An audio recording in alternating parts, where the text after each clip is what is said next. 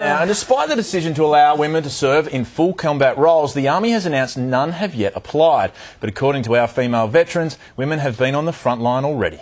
I'm very proud to be a female veteran, and I'm very happy that I was born at the right time to be able to enlist in the services and do my bit like a lot of my friends did. Amy Taylor was one of the first women to serve in the military overseas, deployed to New Guinea during World War II.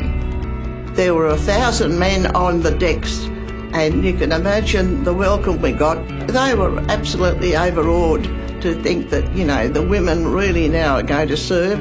And as I said to them, well, we want to do our bit for our country, and we're going to show you we can do it. The girls run down and said, "Oh, war's over, war's over." Off went the uniforms, on went the high heel shoes, and yeah, that's right. We were up in New Guinea when peace was declared.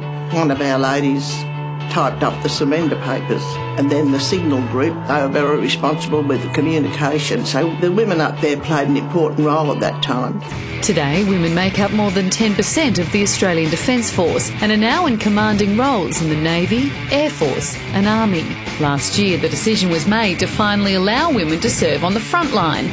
But many female veterans believe they've long been at the forefront of military action. 18th of July, we've just been given the order to start moving into tier. Matina Jewell was serving as a UN peacekeeper in Lebanon when war erupted around her in 2006. I was based at Patrol Base Keyarm at the time, and literally within minutes we started to see around us Israeli fighter jets in the skies systematically targeting, bombing and destroying Hezbollah bases around us.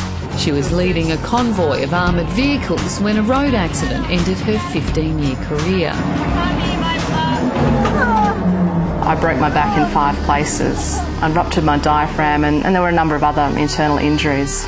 Minute by minute, I was starting to feel more pain, and I couldn't help but wonder whether I'd be able to walk again, and certainly whether I'd be able to continue my career in the military. Matina was the first woman to be trained as a Navy diver and has served 5 overseas missions. I'd be reticent to call myself a trailblazer, but I acknowledge that I have had an amazing career in the Australian Army and opened up some different roles and opportunities that women before me hadn't had the opportunity to do so. Women's roles have changed over the last 40 years, mostly because they've been able to stay in a lot longer. So because they didn't have to leave when they were married or when they became pregnant, they're able to take on roles for longer and specialise in whatever occupation that they've chosen. But many female veterans believe the full extent of their contribution is not always recognised by the general public.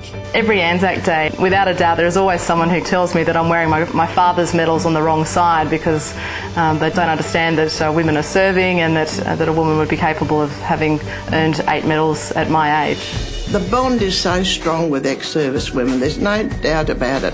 What we did during the war paved the way for letting the hierarchy know that women can do the job and they can do it well.